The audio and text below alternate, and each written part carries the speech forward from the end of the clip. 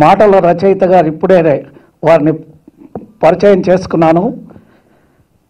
దైవాధీనం జగత్ సర్వం, వారికి తెలుసు ఈ విషయం.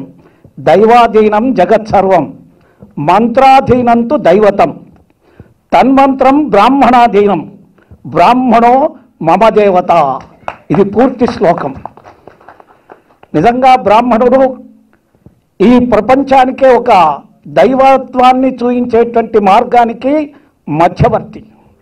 కాబట్టి బ్రాహ్మణ జన్మ చాలా అమోఘమైనటువంటి పుణ్యజన్మ చేసుకుంటే పుట్టినటువంటి యొక్క జన్మ. రామారావు గారికి నట సార్వభౌమ, ఆయనకి ఎన్ని బిరుదులు ఇచ్చినా తక్కువే, భారత రత్న ఇచ్చినా తక్కువే.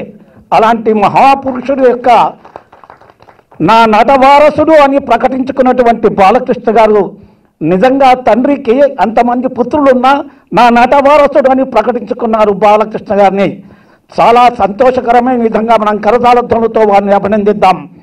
తర్వాత మాకు గాయత్రి మంత్రమే మాకు మూలం, మా శక్తి, మా యుక్తి, మా భక్తి అంతా గాయత్రి మాత. తర్వాత మాకు మార్గదర్శకుడు పరశురాముడు. జై పరశురామ్ అంటాం. పరుడండగా ఉంటే కిక్కు మనకుండా నోరు మూసుకునేవారేమో ఆనాడు.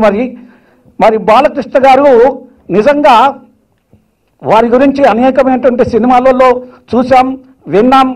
కానీ ఇందులో బ్రాహ్మణుల గురించి ఇంత గొప్పగా చెప్తున్నారంటే, ఇంతమంది ఆశీర్వాదం పొందుతున్నారంటే మీరే కాదు సార్, మీ వంశము, మీ వంశం కూడా ధన్యమైందని చెప్పి, ఎంతవరకు మేము బ్రాహ్మణులము మమ్మలను తక్క చూపిన వాళ్ళను ఏ విధంగా పరశురాముని ఆజ్ఞలో ఉన్నామో, శాపాదపి ఆజ్ఞలో ఉన్నామో, మరి ఈనాడు ఆశీర్వచన ఆజ్ఞలో మిమ్మల్ని ఆశీర్వదించడానికి సంయుక్తంగా వచ్చినాం.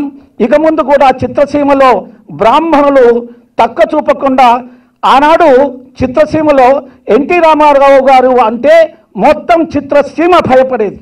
ఈవెన్ ఏఎన్ఆర్ గారు కూడా తక్కువనే, రామారావు గారు మాట అంటే భయపడేది. ఈనాడు కూడా బాలకృష్ణ గారు అంటే కూడా సినిమాలో తండ్రి అంతటి వాడైనాడు ఆయన కూడా. ఆయన అంటే నిర్మాతలకు, దర్శకులకు అందరికీ ఆయన అంటే గౌరవం.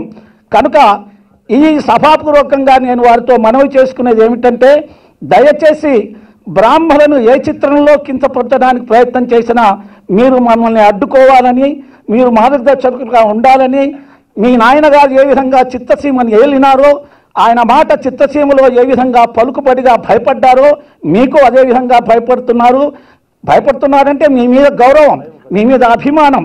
అందులో రాజకీయంలో ఉన్నటువంటి వారు మీరు దయచేసి ఇక ముందు కూడా చిత్రసీమలో అలాంటి బ్రాహ్మణుల మీద ఎలాంటి కించపరిచే విధానాలు రాకుండా ఉండేటట్టుగా మరి మీరు సెన్సార్తో చెప్తారా, మీ నిర్మాతలతో మీరు చెప్తే అందరూ వింటారు సార్.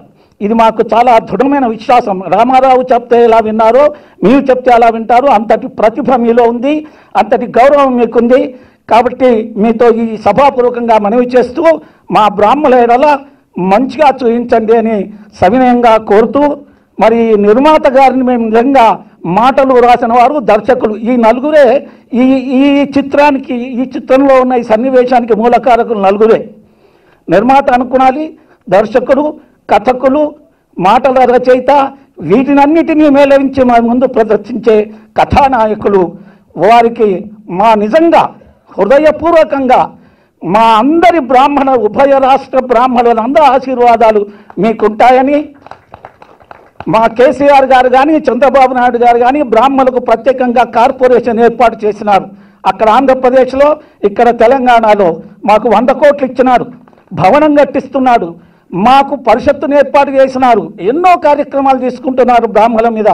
కనుక దయచేసి ఈ విషయం మరి మీ ప్రభుత్వం, మీరు అక్కడున్న ఎమ్మెల్యే గారు కాబట్టి మన ప్రభుత్వం, ఆంధ్రప్రదేశ్ ప్రభుత్వం కూడా బ్రాహ్మణులకు కమిషన్ ఏర్పాటు చేసింది. అంటే బ్రాహ్మణుల పట్ల భక్తి, ఇక్కడ కూడా బ్రాహ్మణుల పట్ల భక్తి. ప్రపంచంలో కేవలం ఉభయ రాష్ట్రాలు మాత్రమే బ్రాహ్మణుల గురించి ఆలోచించిందని గట్టిగా చెప్పారు. వీలైతే లైక్, కుదిరితే కామెంట్ పెట్టండి. ఇలాంటి ఇంట్రెస్టింగ్ బ్రేకింగ్ బిగ్ న్యూస్ మాకు తెలిసిన వెంటనే మీకు తెలియజేస్తాం. దీనికి మీరు చేయవలసిందల్లా ఇక్కడ కనిపిస్తున్న సబ్స్క్రైబ్ బటన్ ని నొక్కి సబ్స్క్రైబ్ అవ్వండి.